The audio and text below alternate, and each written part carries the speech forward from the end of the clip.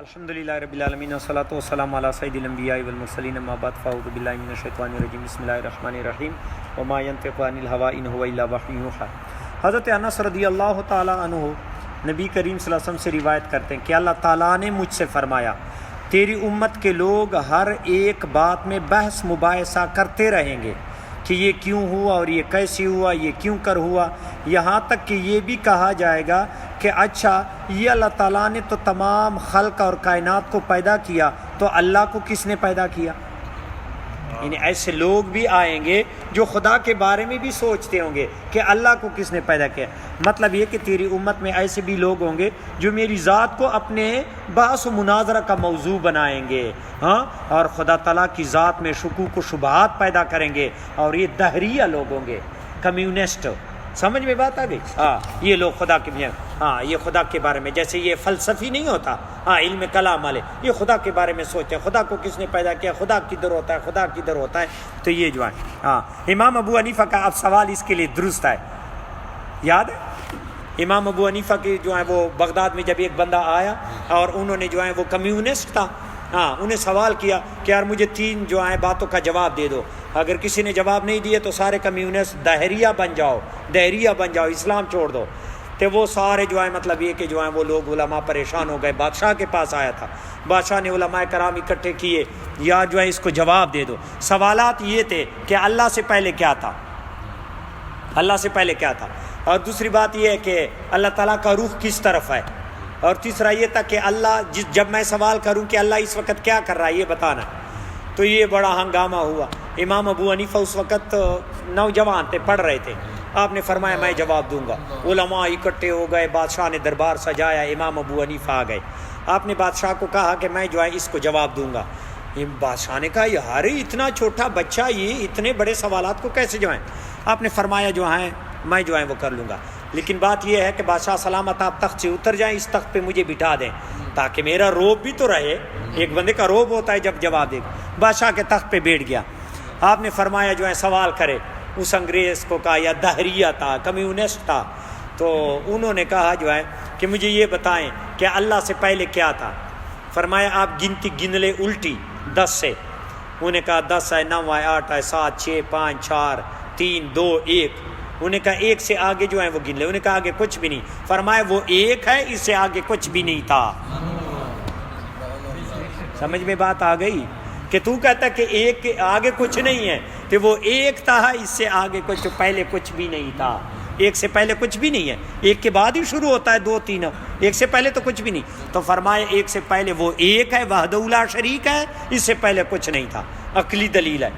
اچھا وہ بیچارہ پریشان ہو گیا۔ انہوں نے کہا دوسرا سوال کریں۔ امام ابو حنیفہ نے فرمایا، انہوں نے کہا اللہ تعالیٰ کا روح کس طرف ہے؟ آپ نے فرمایا چراغ لے آؤ۔ چراغ جلایا، آگ کے شعلہ۔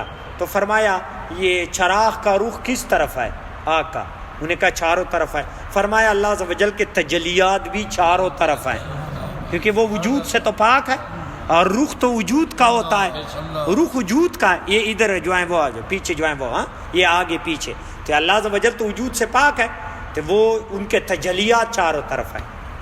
لاجواب ہو گیا وہ بندہ۔ پھر فرمایا تیسرا سوال۔ تو اس نے کہا تیسرا سوال میرا یہ کہ اللہ تعالیٰ ابھی کیا کر رہا ہے؟ تو امام ابو حنیفہ فرمایا اللہ عز و جل ابھی ایک بچے سے ایک بڑے پادری کو ذلیل کر رہا ہے۔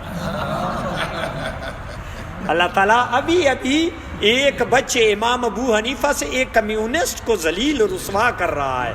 وہ بڑا ذلیل و رسوا ہو گیا کہ اللہ عز و جل جو ابھی کر رہا ہے وہ یہ کر رہا ہے کہ میرے ہاتھوں سے تمہیں ذلیل کر رہا ہے۔ تو یہی کمیونسٹ لوگ ہوتے ہیں جو خدا کے بارے میں بحث کرتے ہیں، خدا کے بارے میں سوچتے ہیں، اور وہ ذلیل و رسوا ہو جاتے ہیں۔ حضرت ابو ہریرہ رضی اللہ تعالیٰ عنہ نبی کریم صلی اللہ علیہ وسلم سے روایت کرتے ہیں کہ اللہ عز و جل فرماتا ہے اے ابن آدم نے مجھ کو جھٹلایا حالانکہ اس کو یہ لائق نہیں۔ ابن آدم نے مجھے جھٹلایا، میں رب ہوں، وہ مجھے جھٹلاتا ہے تو یہ اس کو لائق نہیں، اور مجھ کو برا کہا حالانکہ یہ آدم علیہ السلام کی اولاد کو لائق نہیں، مجھے برا بلا کہتے ہیں۔ یار دہریہ برا بلا کہتے ہیں۔ کافروں نے کہا کہ یہ اللہ تعالیٰ کو جو ہے نیند آ جاتی ہے، سو جاتا ہے، پھر بت یہ کام کرتا ہے، اللہ تھک جاتا ہے، نعوذ باللہ۔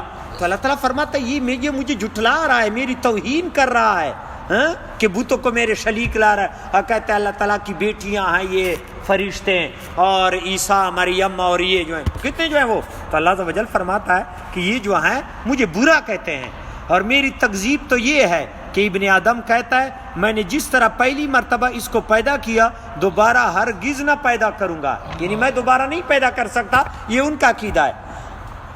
تو اللہ تعالیٰ حالانکہ دوسری مرتبہ پیدا کرنا پہلا مرتبہ پیدا کرنے سے مجھ پہ مشکل نہیں ہے، پہلی مرتبہ پیدا کرنا مشکل ہے، دوسری مرتبہ تو جو ہے اس کا وجود تو ہے، زراعت میں جو ہے ہوں گے یا دریا میں ہوگا یا درندے کے پیٹ میں ہوگا، میں اس کو آرڈر دے دوں گا، یعنی پہلی مرتبہ پیدا کرنا مشکل ہے کہ کوئی وجود ہی نہیں تھا، اور اب تو وجود ہے، کسی جگہ ریت میں زراعت میں مل گیا ہے۔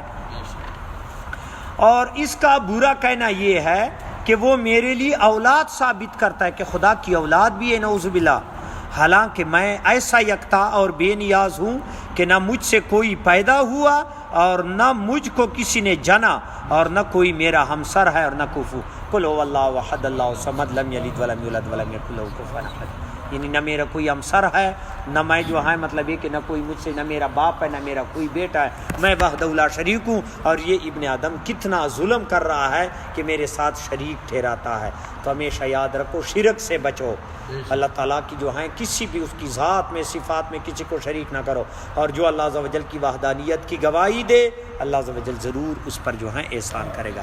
وما علینا الا البلاغ المبین۔ کسی کا اس دوران کوئی سوال ہو ذہن میں؟ حضور ایک سوال ہے، میں نے ایک پڑھا ہے، وہ مجھے اب وہ پیج وہ میں نہیں لا سکا، اس میں لکھا تھا کہ جس نے اللہ کے بارے میں غور کیا وہ تباہ و برباد ہو گیا، یعنی کہ غور کرنے سے مراد وہ تو ایک عام انسان کوئی بھی غور تو وہ اس کا مطلب یہ ہے، اس کا مطلب یہ ہے اللہ کی ذات میں غور نہ کرو، اس کی کائنات پہ غور کرو، آسان جملہ، آسان مفہوم۔ جس نے اللہ پہ غور کیا یعنی اللہ کی ذات میں غور کیا تو گمراہ ہو گیا۔ اللہ کی قدرتوں سے پہچانا جاتا ہے، قدرتوں پہ غور کریں، اللہ کی ذات کی طرف نہ جائیں۔ سمجھ میں بات آ رہی ہے؟ یعنی اس جملے کا مفہوم یہ ہے کہ جس نے اللہ پہ غور کیا، جو اس کی ذات پہ غور کرے تو گمراہ ہو جائے گا۔ لازمی بات ہے، جب ذات پہ غور کرے گا تو کہے گا کیا اس کی آنکھیں ہیں، کیا اس کا منہ ہے، وہ کس طرح گفتگو کرتا ہے، وہ کس طرح بیٹھتا ہے، اس کے اوپر کیا ہے۔ ذات میں غور کریں تو گمراہ ہے، اس کی کائنات اور قدرت پہ غور کریں، اس کی معرفت حاصل ہو جائے گی، اس کے ذات پہ نہ سوچو اور نہ اس میں تحقیق کرو۔ یہ اس جملے کا مفہوم ہے۔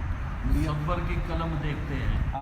الحمدللہ رب العالمین والصلاۃ والسلام علی سید الانبیاء والمرسلین، اما بعد فاعوذ باللہ من الشیطان الرجیم، بسم اللہ الرحمن الرحیم۔